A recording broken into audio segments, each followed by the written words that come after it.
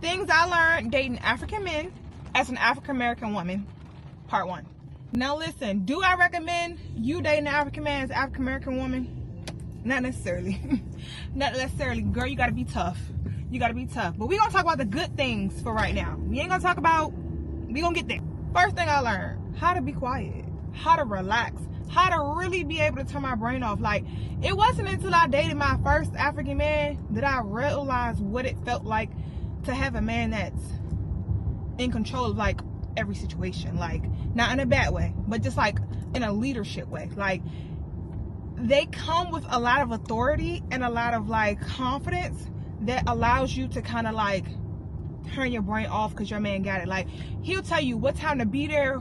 He might even tell you like dress nice, what to wear, not what to wear, but like, you know, like he just handles things. And I didn't get that experience with African American men. Like, y'all gonna want to fight me and tussle, but I said what I said. Like, they come with an assertiveness. Like, you don't even have to speak much. Your man just got you. Like, African men, I found, come with that. Now, I'm not talking about, this is a general thing, and I'm not saying I've learned this from one experience, not two, not three. I'm not coming at you with misinformation. These are things that I know. These are things that I've experienced. I mean, this guy, this guy. Now, where are the men right now? Right? Where are the men right now that you were dealing with? I would just simply say that all men are assertive, masculine, or that's what we strive to be.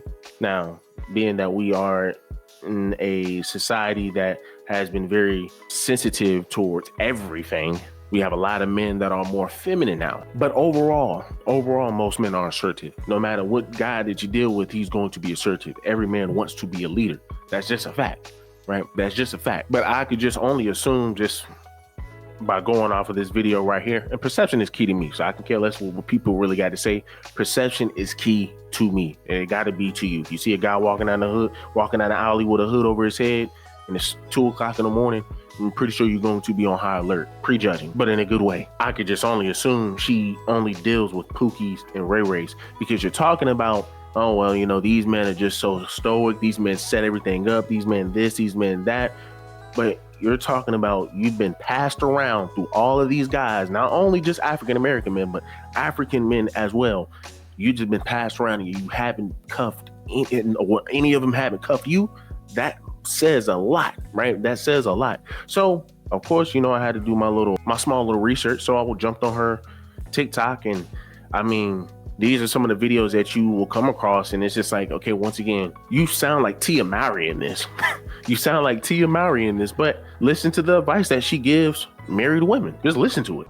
You know, people like to hold on to relationships because of the amount of time. But is it still valuable to you? Yes, y'all was in a 20-year relationship, 10-year relationship, 20-year marriage, 20-year friendship. But is it valuable to you today? People be like, I want to leave, or I'm done with this. It's not beneficial to me, but we were together for 20 years. They be like, I don't want to let go of all of those years we spent building. You have to be okay with letting it go. I'm not going to say it isn't painful. You know, it is painful. You do go back and forth. Even after years of like dissolving the relationship, you do feel some pain sometimes. But don't sit there because y'all were in a relationship or y'all were friends or whatever for 10 years and then you spend 10 more unhappy. No, some things are meant to be seasonal, even after 10 years. Some things are meant to be seasonal, even after 20 years of marriage. That season of your life can still conclude. Be okay. Like I said, she sounds exactly like Tia Mowry. I mean, and then what hits home is she said, hey man, some things are just seasonal. And then you just have to go all the way back to that first video. Where are the guys that you said that can plan things, that can sit over here and be assertive, that's stoic, that's this, that? Where are they at? Why aren't you dealing with them? You're probably not dealing with them because no man with common sense with a brain would deal with a sister like this, because she thinks like this. She thinks just like Tia Mowry. Tia Mowry said the exact same thing. Hey, well, you know what, man? Hey, I graduated from my marriage.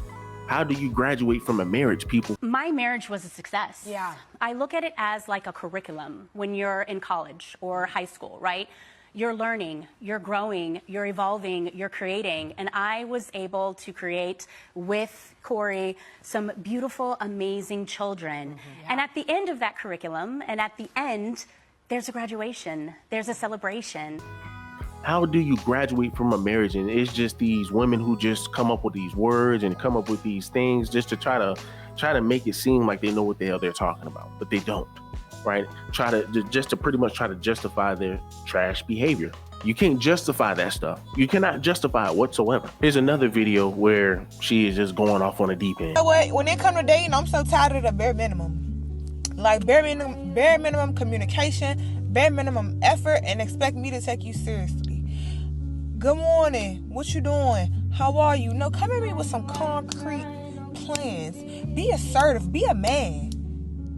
I feel like the men just be dilly-dallying, and my dad going text threads, just dilly-dallying, just communicating, just mindless talking, just saying anything to just keep some communication and some just get some attention. Like, where are you trying to go with this? What are we doing here?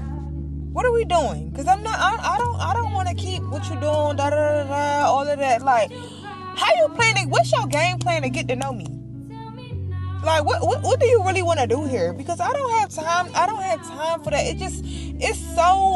It's kind of annoying, especially when you like are a person who has like such a busy schedule. When you finally do get a chance to communicate, like, you want it to be something like, we're moving in a direction. Hey, I want to see you. Can we meet here? Are you free at this time? Let's do this. Can I give you a call so we can talk about what we plan to do, where we plan to go? Like, not know what you're doing. Good morning, good afternoon, good nothing. Nothing is good about this. At this point, you're wasting my goddamn time. And I'm trying to be nice.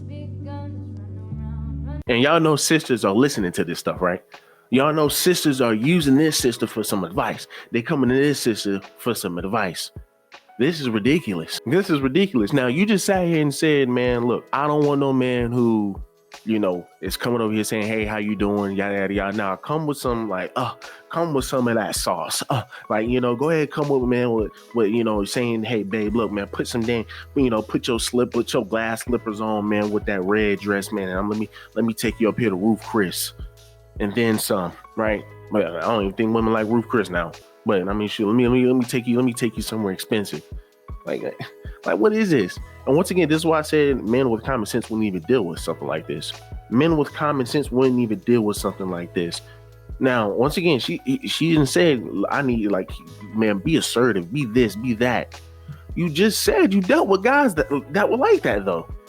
You said that you dealt with guys that were like that, but now all of a sudden you're still making videos and saying you need a man who's assertive. Like, what are we doing here, guys? What are we doing here, man? But this is our sisterhood. This is our sisterhood. And these are the pool of women that we have to pick from. All right, these are the pool of women that we have to pick from. And when you then go outside your race, date outside your race, they then say, hey, well, hold up. Why are you dating outside your race? Why don't you date inside your race? Why don't you do this? Why don't you do that? And you give them some answers and you tell them, hey, well, you know, dating outside my race, man, I get better results. You know, I'm dealing with you. You know, I deal with sisters. You know, a lot of times I just get too much ish back. I just get too much static back. I get too much bite back, too much arguing. It's not something that I want to deal with. The first thing they will tell you is, well, hey, those are the women that you pick. Those are the sisters that you pick. You need to pick something better. But then it's like, ma'am, you are the sisters, though. That's the thing. You are the sisters, and that's something that never clicks in the head. But I mean, hey, man, look, y'all let me know down below. What do y'all think? This is a sister who gives other women advice. I mean, you just heard her say, well, listen, man, even after 10 years and 20 years, it could be a marriage. You need to let go. And this is why divorce rates are so high amongst women, because they just sit here and just divorce for no reason.